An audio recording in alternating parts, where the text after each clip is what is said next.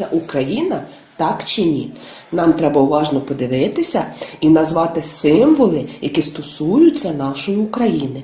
Якщо це символ правильний, то з'явиться галочка. А якщо він не відноситься до нашої України, то з'явиться хрестик. Будьте уважні.